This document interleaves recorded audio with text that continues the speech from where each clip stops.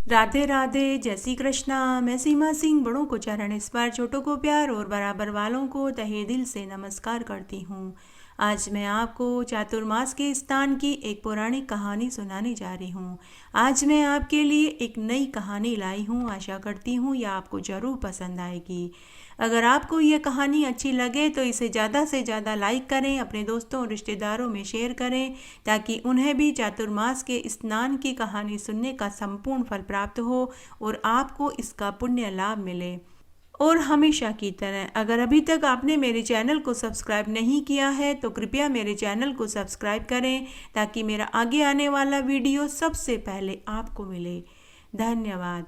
आइए अब हम चातुर्मास के स्नान की एक नई कहानी सुनते हैं। एक बार बहुत छोटा सा गांव था। उस गांव में एक ब्राह्मण अपने बेटा बहू के साथ रहता था। वह ब्राह्मण बड़ा ही धार्मिक प्रवृत्ति का था। वह सभी तरह के व्रत, उपवास, दान पुण्य किया करता था। वह ब्राह्मण वेद शास्त्र का जानकार था। वह आए दिन यज्ञ, हवन आदि करता रहता था। लेकिन प्रारब्ध तो सभी को भुगतने ही पड़ते हैं। पूर्व जन्म के कर्मों का फल तो सभी को ही भोगना पड़ता है। प्रारब्ध भोगे बिना मनुष्य को मुक्ति नहीं मिलती। वेद शास्त्र का प्रणेता, शास्त्रों का ज्ञाता होने के बाद भी वह ब्राह्मण अत्यंत गरीब था। तब एक दिन ब्राह्मण के बेटे की बहू अपने ससुर से बोली कि पिताजी, हमारी गरीबी कब दूर होगी? हमसे अन्न देवता रुष्ट हैं। पिताजी, आज का ही खाना बनाने जितना आटा है, कल क्या होगा? पिताजी, आपने अपनी उम्र में कितने सारे यज्ञ हवन किए हैं। पिताजी, हमारे पास तो वो ही जमा पूंजी है। लोगों के पास तो जमीन, सोना, चांदी और पशुधन होता है, तो वे अपने बुरे समय में उन्हें बेचकर अपना भरण पोषण कर लेते हैं। लेकिन हमारे पास तो इन सब का नितांत अभाव है। पिताजी, आप अपने इन यज्ञ हवन को क्यों नहीं बेच देते? पिताजी, चातुर्मास चल रहा है, कोई न कोई धनी पुरुष इन यज्ञों को खरीद लेगा और उनसे जो पैसा मिलेगा उससे हमारा कुछ समय अच्छे से गुजर जाएगा। जब बहू ने दुखी होकर ऐसा कहा तो ससुर भी दुखी हो गया। तब ससुर ने कहा कि बेटी, तू मुझे 4 रोटियां बना कर के दे दे, साथ में गुड़ भी दे दे। मैं यज्ञ बेचने के लिए चला जाऊंगा, पता नहीं कितने दिन लगे।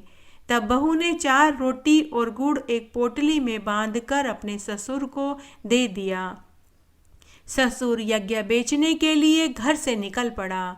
ससुर यज्ञ बेचने के लिए घर से निकल पड़ा और उस नगर में पहुंच गया जहां धनवान लोग और राजा लोग रहते थे। तभी ससुर को भूख लगने लगी। तब वह एक पेड़ के नीचे रोटी खाने के लिए बैठा। तभी उसके पास एक काली कुतिया अपने नवजात 4-5 बच्चों के साथ ब्राह्मण के सामने आकर पूंछ हिलाने लगी। ब्राह्मण देखते ही समझ गया कि इसे अभी अभी बच्चे पैदा हुए हैं। यह ब्याही कुतिया भूख से बिलबिला रही है। ब्राह्मण ने अपनी 4 रोटियां और गुड़ उस ब्याही कुतिया को खिला दिया। कुतिया गुड़ और रोटी खाकर वहीं लेट गई और उसके नवजात बच्चे अपनी माँ का दूध पीने के लिए लग गए। ब्राह्मण ने पानी पिया और अपने गंतव्य स्थान की ओर चल दिया और जोर जोर से आवाजें लगाने लगा कि कोई मेरा यज्ञ खरीद लो, कोई मेरा यज्ञ खरीद लो। चातुर्मास में कोई मेरा यज्ञ खरीद लो, बहुत पुण्य मिलेगा।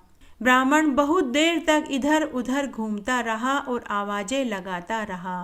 तभी उस नगर के एक राजा रानी ने ब्राह्मण की आवाज़ सुनी।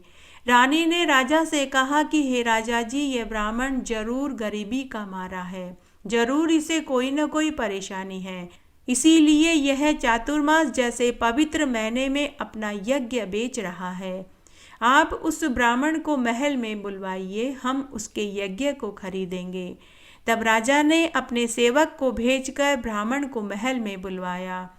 राजा ने ब्राह्मण का खूब आदर सत्कार किया और उसे बैठने के लिए आसन दिया, साथ ही जलपान भी करवाया। उसके बाद राजा रानी ने ब्राह्मण से पूछा कि हे ब्राह्मण देव, आप किस परेशानी में हैं जो आप अपना यज्ञ का पुण्य भाग चातुर्मास में बेचने निकले हैं? तब ब्राह्मण ने उनको पूरी सच्चाई बताई। तभी राजा की मुंह बोली बहन भी वहीं आ गई। जब उसे पूरी बात पता चली तो उसने ब्राह्मण से पूछा कि आपने कौन कौन से यज्ञ किए हैं, कृपा करके आप अपने यज्ञों के नाम बताइए। तब ब्राह्मण ने अपने छोटे बड़े सभी यज्ञों के नाम गिनाए। राजा रानी अपनी मुंह बोली बहन की सारी बातें मानते थे, क्योंकि वह बड़ी ही साध्वी महिला थी।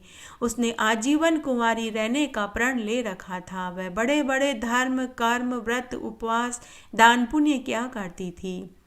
जब ब्राह्मण ने अपने सभी यज्ञों के नाम गिनाए तो राजा रानी ने अश्वमेघ और राजसूय यज्ञ खरीदने की इच्छा जताई। तब मुंह बोली बहन ब्राह्मण से बोली कि अरे ब्राह्मण देव, तुमने सारे यज्ञों के नाम गिनाए, लेकिन तुमने अभी एक यज्ञ किया था, उसका नाम क्यों नहीं गिनाया। तब ब्राह्मण ने कहा कि हे देवी, मैंने तो और कोई यज्ञ नहीं किया।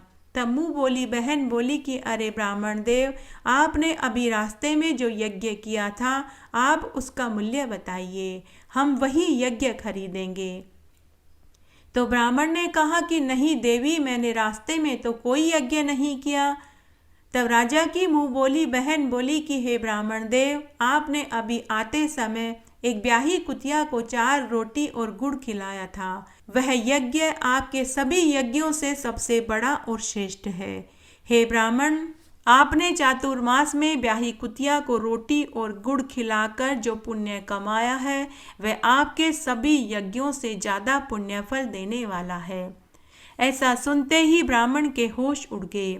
उसने राजा की मुंह बोली बहन के चरण पकड़ लिए और बोला कि हे देवी, आप तो अंतर्यामी हैं, आपने इतना सब कुछ कैसे जान लिया। फिर वह ब्राह्मण राजा रानी के आगे हाथ जोड़कर खड़ा हो गया और बोला कि हे महाराज, अब मैं अपना यज्ञ नहीं बेचूंगा, चाहे मुझे और मेरे परिवार को भूखे ही क्यों न रहना पड़े। तब राजा रानी ने ब्राह्मण को खूब सारा धन और स्वर्ण मुद्राएं दान में दी। ब्राह्मण खुशी खुशी धन लेकर अपने घर पहुंचा तो उसने देखा कि उसका घर एक सुंदर महल में बदल चुका था। उसके घर में जगह जगह अन्न और धन की ढेरियां पड़ी थी।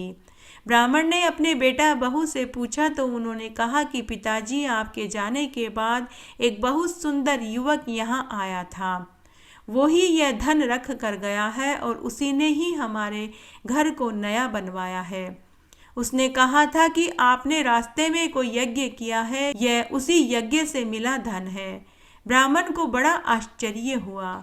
जब उसी रात्रि में ब्राह्मण सो रहा था तो चातुर्मास के देवता ने ब्राह्मण को दर्शन दिए और कहा कि हे ब्राह्मण देव, तूने चातुर्मास में ब्याही कुतिया को 4 रोटी और गुड़ खिलाया, यह सब उसी का पुण्य फल है।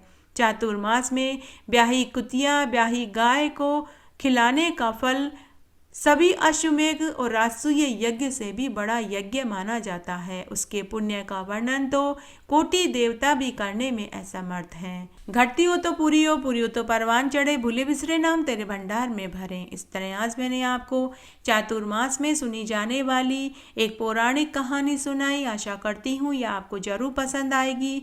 मेरे साथ बने रहने के लिए आपका धन्यवाद। आगे की कथा कहानी के लिए भी आप इसी तरह मेरे साथ बने रहें। धन्यवाद।